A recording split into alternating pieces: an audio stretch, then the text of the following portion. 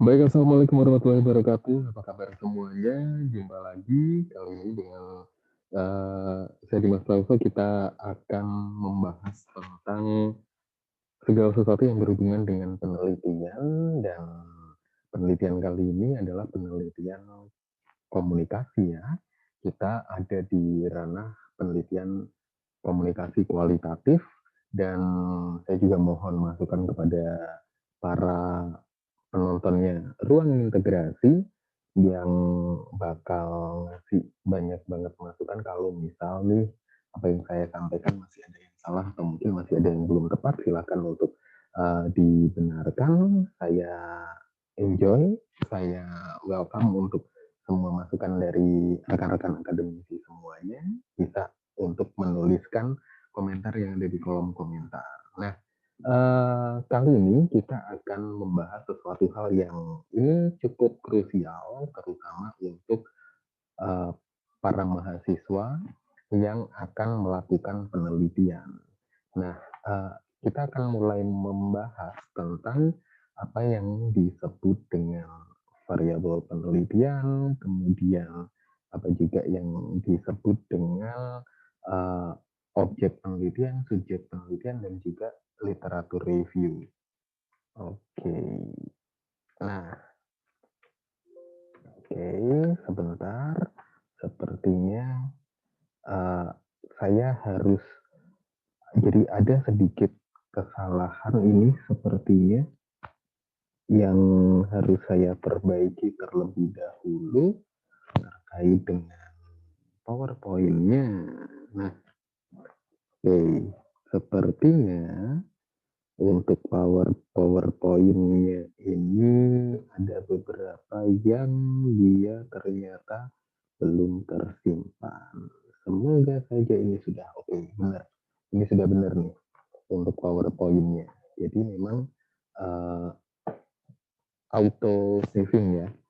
Jadi ini biasanya dialami juga oleh teman-teman, dosen maupun mahasiswa juga. Kadang kita tumpang save atau ada sesuatu dengan proses saving kita ya. Jadi begitulah adanya. Nah, oke, biar nggak centang-centung WhatsApp-nya, maka saya matikan dulu langsung dari handphonenya. Nah, teman-teman, ketika kita bicara tentang sebuah penelitian kualitatif, ada istilah yang disebut dengan subjek penelitian, objek penelitian, dan juga variabel penelitian. Apa sih sebenarnya objek penelitian? Objek penelitian itu lebih ke topik atau bahasan apa yang ingin teman-teman temukan dalam penelitian tersebut. Sedangkan untuk subjek penelitian itu adalah tempat, lokasi, atau mungkin bisa juga eh, apa sih yang akan teman-teman teliti di dalamnya. Di belakang saya memberikan contoh-contoh, jadi nanti akan kita lihat bagaimana untuk implementasinya ya. Nah, ini adalah contoh kasusnya. Saya mengambil contoh kasus ini dari penelitian yang pernah saya lakukan. Jadi ini adalah penelitian yang saya lakukan dalam rangka tesis S2 saya. Judul penelitiannya adalah akuntabilitas anggota DPRD Provinsi Jawa Timur dalam program acara politik Suara Dewan selama tahun 2015. Nah, rumusan masalah yang saya pakai, jadi saya memakai tipe rumusan masalah single ya, jadi cuma satu aja. Tapi di dalamnya kemudian bisa di breakdown jadi banyak atau berbagai macam aspek. Jadi rumusan masalah saya adalah bagaimana akuntabilitas anggota DPRD Provinsi Jawa Timur dalam program acara politik Suara Dewan selama tahun 2015. Itu adalah rumusan masalah saya dan apa saja yang saya bahas? Yang saya bahas adalah akuntabilitas bagaimana, bagaimana transparansi, bagaimana responsivitas, bagaimana akuntabilitas dalam komisi, dalam fraksi, kemudian dalam uh, unsur pimpinan itu seperti apa, topik-topiknya seperti apa, ada nggak yang menonjol di salah satu fraksi misalkan yang tercover, ada nggak kemungkinan media memainkan peran lain di situ gitu. Itu adalah riset saya. Selengkapnya kalau tentang riset ini bisa didapat di repositorinya Gajah Mada ya, di perpustakaannya UGM. Kalau pengen baca juga yang full teksnya ada di perpus UGM. Mungkin nanti setelah pandemi bisa kalau ada yang ingin riset tentang ini. Jadi ini adalah riset yang dilakukan di ranah komunikasi dan juga media, karena konteks riset seperti ini masih sangat jarang di Indonesia. Untuk mendapatkan ini pun juga saya perjuangan. Terima kasih buat Mas Dodi yang Bardi yang sudah membimbing saya dalam riset tesis ini. Nah, di sini subjek penelitian saya adalah akuntabilitas anggota DPRD provinsi. Oke, ini kebalik. Sorry. Jadi objek penelitian saya itu adalah, ini subjek dan objeknya kebalik. Ya, sekali lagi saya bilang ini kebalik. Objek penelitian saya adalah akuntabilitas anggota DPRD Provinsi Jawa Timur. Akuntabilitas itu apa? Akuntabilitas itu sama dengan answerability atau kemampuan untuk menjelaskan dan juga menjawab pertanyaan. Elemen akuntabilitas itu ada 5, namun di sini yang dipakai hanya 2, yakni transparansi dan juga responsivitas. Kenapa yang dipakai hanya ini? Karena kita ingin melihat atau kita ingin menakar bagaimana transparansi atau keterbukaan wakil rakyat dan juga bagaimana wakil rakyat merespon. Jadi penelitian ini hanya sebatas itu aja. 3 item yang lain tidak digunakan karena penelitian ini lebih mendalami di bidang transparansi dan juga responsivitas. Saya berasa lagi sidang tesis lagi. Nah, subjek penelitian saya program acara politik Suara Dewan. Program acara politik Suara Dewan ini dia ditayangkan di TVRI Jawa Timur dan dia program acara yang sudah cukup lama di TVRI. Nah, kalau program acaranya itu lama, terus gimana? Yang diambil yang mana? Yang diambil adalah edisi di sepanjang tahun 2015. Jadi ada sekitar 30-an ya, 30-an program acara sepanjang tahun 2015 ini, kalau saya nggak salah ingat karena risetnya udah lama banget gitu. So ini loh yang tadi disebut dengan objek penelitian itu adalah apa sih yang sebenarnya ingin kita lihat. Di sini saya ingin melihat tentang akuntabilitas atau pertanggungjawabannya dari wakil rakyat di media gitu. Nah, subjek penelitian saya adalah saya akan menemukan itu di program acara politik Suara Dewan gitu ya. Jadi clear di situ. Ini harus muncul di judul. Sebenarnya gini, ketika saya bilang ini harus muncul di judul, ini lebih ke teman-teman yang baru belajar penelitian, mahasiswa-mahasiswa yang baru belajar tentang penelitian, metodologi penelitian, kemudian yang masih baru akan skripsi, udah baru akan lagi, yang masih akan skripsi itu bisa menggunakan ini. Karena ketika kita menjelas judul kita sudah cukup rigid, sudah cukup jelas, ini akan aman. Sebenarnya ada beberapa judul lain yang dia bisa sangat ini ya, sangat general sebenarnya. Bukan nggak boleh pakai judul general, boleh saja. Asal kita benar-benar mampu secara presisi untuk membreakdown judul tersebut. Jangan sampai kita menggunakan judul yang general, tapi kita ini nggak bisa in depth. Kita apalagi kualitatif ya. Kita nggak bisa in depth, kita nggak bisa masuk ke semua lini. Itu akan celaka 12 tuh kalau kayak begitu. Ya percuma aja kita penelitian gitu. Terus misal kayak di subjek penelitiannya, boleh nggak sih sebenarnya subjek penelitiannya itu berupa sesuatu yang sangat simpel, misalkan tingkat RW, kemudian tingkat desa, boleh aja sebenarnya. Tapi yang harus dipahami adalah mampu nggak kita untuk bisa detail gitu loh. Jangan sampai skupnya sudah kecil, skup atau lingkup subjek penelitiannya sudah sangat kecil, terus kita nggak bisa untuk menguliti itu akan bahaya di situ. Ya ngapain juga penelitian. Terus kalau untuk di lingkup-lingkup kecil, kita harus memberikan argumentasi logis yang dibantu dengan data. Misal nih, di Tulungagung ada satu desa yang itu adalah sentra UKM di Ngunut misalkan.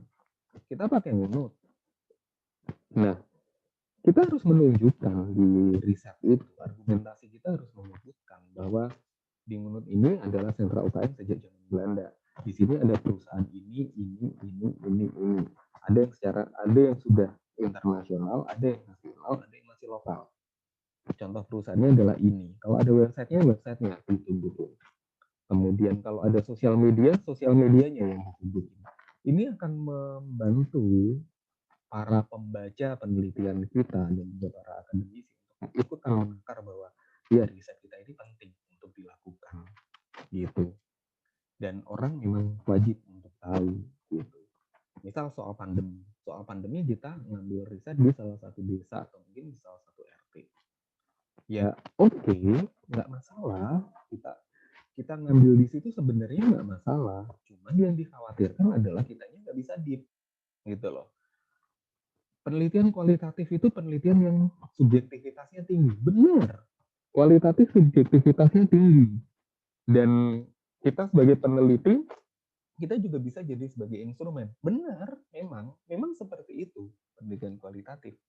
Tapi tetap walaupun subjektivitasnya tinggi, tetap harus ada reason yang itu bisa diterima secara akademik gitu. Berdasarkan apa? Penggunaan data dong. Jadi datanya juga harus komplit.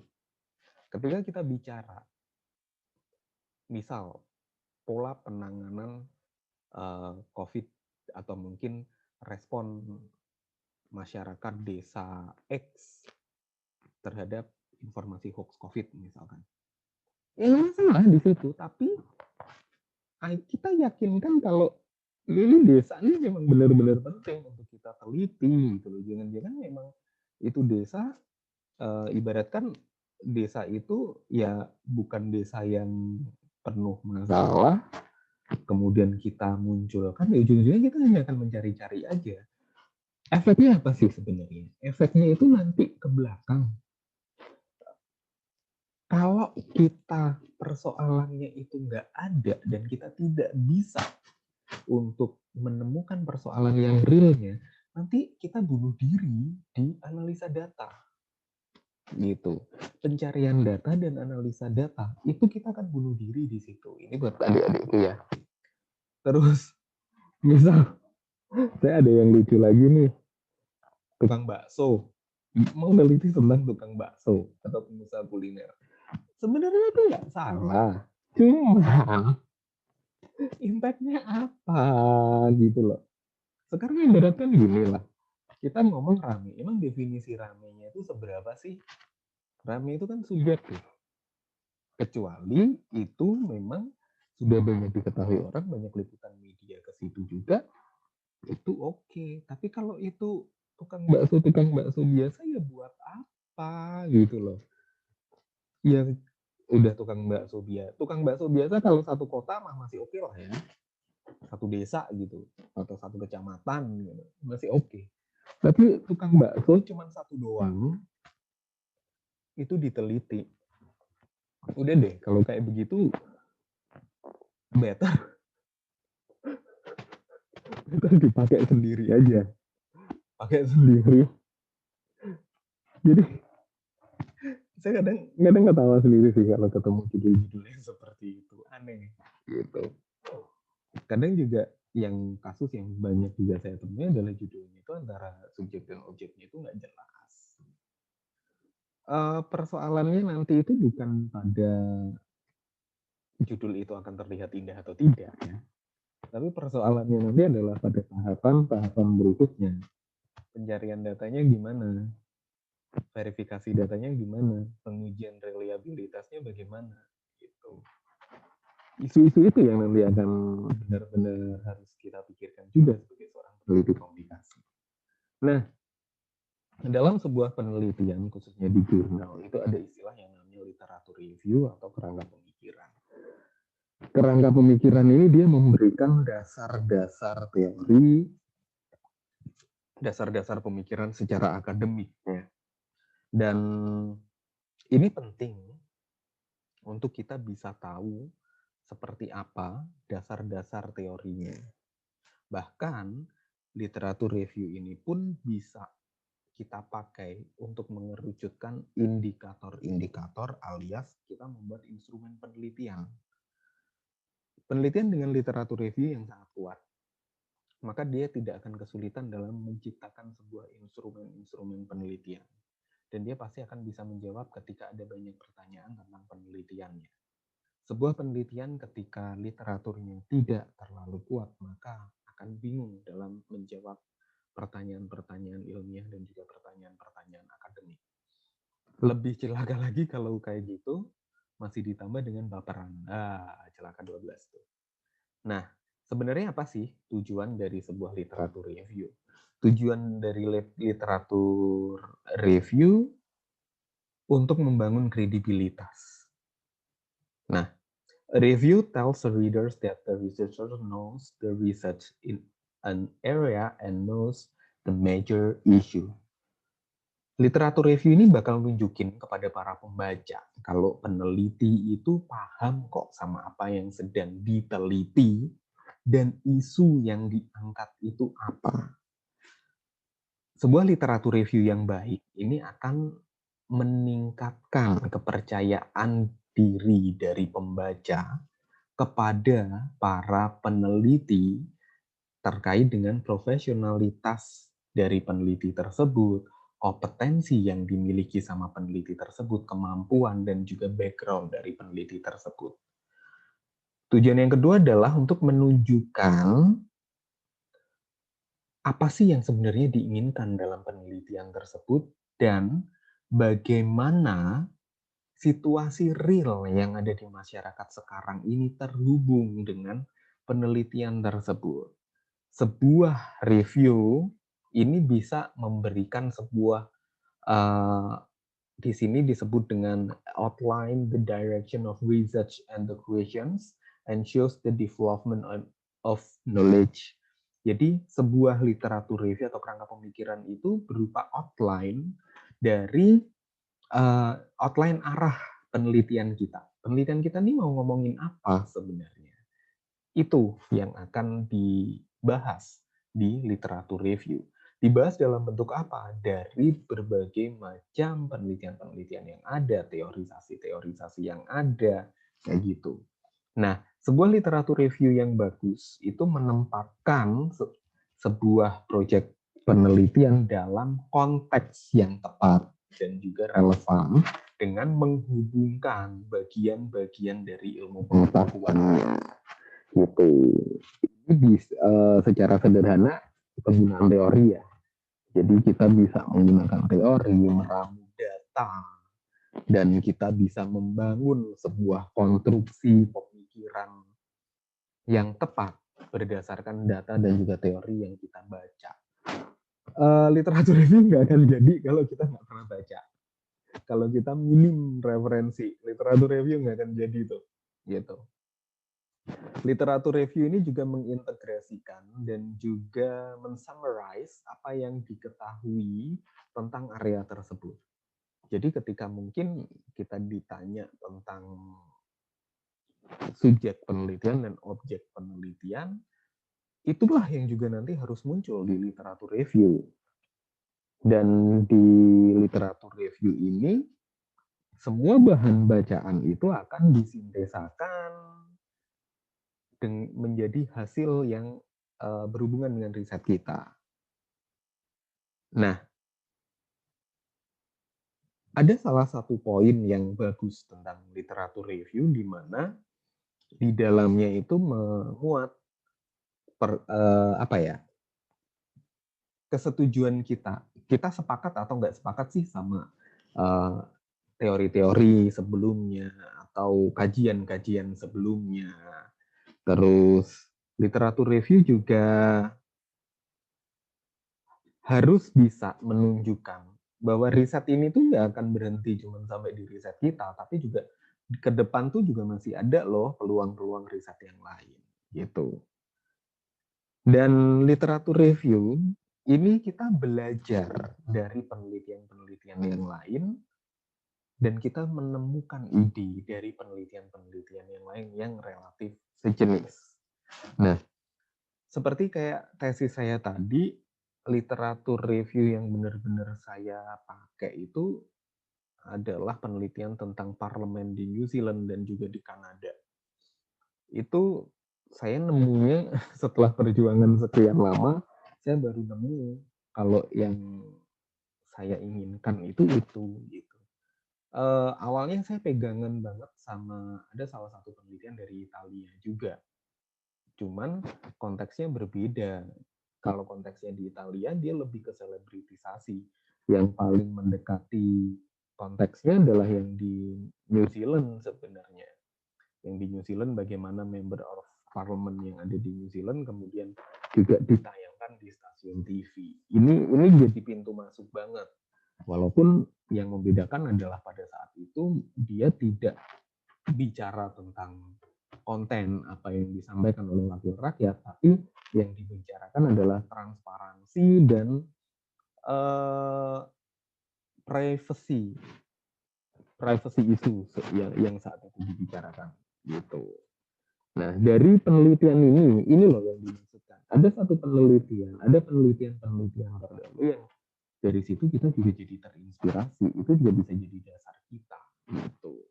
Makanya dalam literatur review pun seperti dalam jurnal kita juga banyak banget yang kita diminta untuk mensitasi dari jurnal-jurnal. Ada beberapa jurnal yang mereka meminta komposisinya tuh 60-40. 60% referensi dari jurnal, 40% dari textbook gitu. Nah, ada 6 tipe dari literatur review. Ini bisa kita sesuaikan dengan penelitian yang sedang kita lakukan. Penelitian yang sedang kita lakukan itu termasuk penelitian yang mana sih? Apakah kita membutuhkan konteks review, historical review, integrative review, methodological review, self-study review, atau theoretical review. 6 tipe tersebut konteks review ini adalah tipe yang paling sering digunakan, di mana para peneliti ini menghubungkan antara keilmuan atau bidang yang spesifik ke dalam sebuah bidang besar ilmu pengetahuan. It often appears at the beginning of a research report and introduces the study by situationing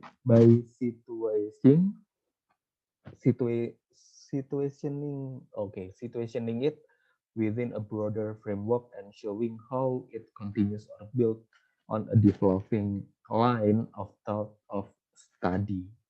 Jadi kita menjelaskan terlebih dahulu situasinya seperti apa, kemudian framework kita seperti apa, dan kita tunjukkan bagaimana hubungannya. Yang berikutnya adalah historical review, di mana ini peneliti itu melakukan tracing ke isu tersebut di masa-masa silam, gitu. It can be merged with a theoretical or methodological review to show how a concept, theory, or research method developed over time. Jadi, dia juga bisa digabungkan dengan teori dan juga metodologinya untuk melihat apakah konsep, teori, dan juga metodologinya ini atau bagaimana ketiga hal tersebut dikembangkan selama ini.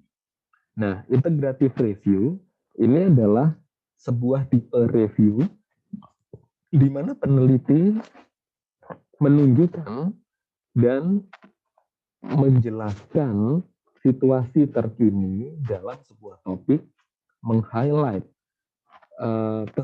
dia ini sepakat atau nggak sepakat, dan dalam review ini juga sering dikombinasikan dengan konteks review atau mungkin penelitian atau literatur yang lain untuk atau yang berasal dari peneliti-peneliti lain gitu. Jadi ini digabungkan. Ini base-nya adalah base topik ya gitu. Current situation, situasi yang terjadi saat ini, real case. Base-nya adalah base real case. Saya sendiri secara pribadi saya lebih suka integrative review karena bagi saya itu integrative review akan lebih solutif. dan judul-judul yang bersifat integratif itu kalau saya lebih suka seperti itu. Nah, methodological review adalah tipe yang spesial dari integratif review, di mana peneliti membandingkan dan mengevaluasi hubungan antara metodologi dan juga berbagai bidang keilmuan serta menunjukkan perbedaan dari metodologi-metodologi tersebut gitu. Jadi ini tuh dia dipakai untuk, gue agak susah ngejelasinnya kalau untuk yang mahasiswa S1 ya. Jadi ini tuh methodological review itu kita mengkombinasikan beberapa metodologi penelitian. Jadi literatur review yang kita bikin itu berdasarkan metodologi penelitian yang kita pakai. Walaupun saya tahu cukup banyak orang yang menyukai methodological review ini. Contoh salah satunya adalah ada teori-teori yang dia erat dengan metodologi tertentu. Contoh teori semiotika, dia juga punya metodologi penelitian semiotika. Kayak gitu. Ini yang dimaksudkan. Self-study review adalah sebuah review di mana peneliti memposisikan diri bahwa dia itu sangat paham dengan subjek atau area yang dia teliti. Nah, ini biasanya bagian dari program pendidikan atau persyaratan dari perkuliahan kayak gitu. Nah, self study review tuh benar-benar ibaratkan kita benar-benar masuk ke dalamnya gitu. Nah, theoretical review ini juga sering banget dipakai adalah review atau kerangka pemikiran yang sangat spesial atau yang sangat khusus, di mana para peneliti menunjukkan beberapa teori atau konsep yang fokus ke topik yang sama dan mereka membandingkan satu sama lain berdasarkan asumsi, konsistensi logika, dan scope dan penjelasannya gitu. Jadi dia menggabungkan ini. Kebanyakan kalau di S1 diarahkan ke theoretical review karena apa? Nggak perlu susah-susah nyari data, dan biasanya ini pakai dalam teori biasa. Teori-teori itu ini udah cukup biasanya. Sedangkan integrative review kan dia benar-benar real case-nya apa, datanya real case itu bagaimana, ini dikombin jadi satu. Nah, ini nih. Ini adalah tipe publikasi yang bisa kita gunakan. Gitu. Kalau kita menggunakan peer review scholarly journal atau jurnal ilmiah, dia ini ditulis oleh para peneliti profesional dengan tujuan untuk melaporkan hasil penelitian secara empiris dan membangun pengetahuan. Kekuatan utamanya adalah dari jurnal itu dia punya kualitas yang sangat tinggi dan hampir akurat dan hampir objektif penuh dengan banyak detail di dalamnya. Kesulitannya adalah tidak banyak orang yang bisa membaca ini. Gitu. Kenapa? Karena butuh latar belakang keilmuan tertentu untuk memahami. Pengalaman saya waktu saya masih kuliah S2 dulu, jarang-jarang ketemu jurnal, sekali ketemu jurnal, saya butuh waktu 2 jam hanya untuk tahu itu nulis apa. Belum paham ya, hanya untuk tahu aja. Nah, publikasi semi profesional dan publikasi profesional tapi dia semi akademik. Tujuannya dia untuk membagi dan berdiskusi tentang temuan-temuan baru serta implikasinya. Kekuatannya dia umumnya sangat akurat dan kadang bisa mudah untuk dibaca. Kelemahannya dia nggak detail gitu loh, dan ada opini-opini yang masuk di situ. Referensi yang kalau kita ambil dari koran atau majalah gitu, ini biasanya dia tujuannya adalah untuk melaporkan, untuk melaporkan dan untuk dibaca gitu aja. Sangat mudah diakses oleh publik, mudah dibaca dan sangat kekinian ya.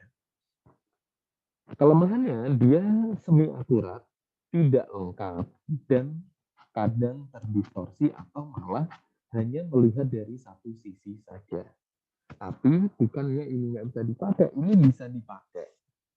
Kita bisa mengatasi ini dengan menggunakan pemberitaan-pemberitaan media yang sangat kredibel dan gunakan lebih dari satu media.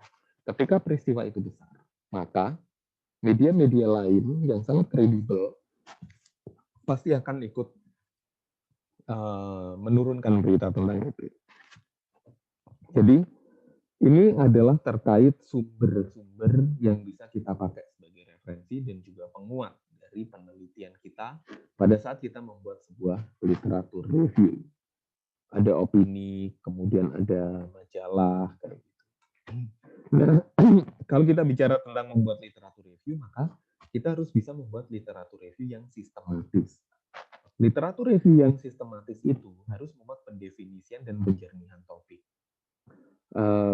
Ketika kita bicara soal keterbukaan informasi, misalkan, atau komunikasi publik, maka kita harus mendefinisikan terlebih dahulu komunikasi publik itu yang seperti apa, dan dalam penelitian kita komunikasi publik posisinya ada di mana, gitu.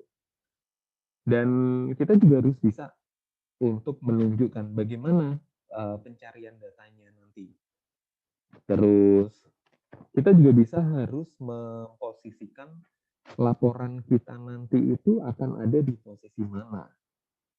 Jadi memposisikan laporan berdasarkan tipe karya akademik itu adalah apakah laporan kita itu nanti untuk memperkuat kajian atau memperkaya kajian, apakah kita akan mengkritisi kajian yang sudah ada, atau kita menawarkan kebaruan atau memberikan pemikiran yang baru atau membangun ilmu baru, gitu. Kita harus state position tersebut. Nah, tipe karya akademik itu ada artikel jurnal, buku teks, disertasi, dokumen pemerintah, laporan kebijakan, paper untuk dipresentasikan. Jadi tipe karya akademik di sini yang saya maksud adalah ini hampir sama kayak yang tadi. Jadi apa saja sih yang bisa kita jadikan sumber atau referensi dalam membuat literatur review. Nah, cara untuk menilai sebuah artikel penelitian, kita ngomong artikel penelitian dari awal sampai akhir ya, itu bagus atau tidak adalah kita nilai dulu judulnya. Judulnya itu menimbulkan interpretasi ganda atau enggak. Kemudian judulnya itu sudah cukup mewakili isi atau tidak. Bagaimana pemilihan kata yang ada di dalamnya, gitu.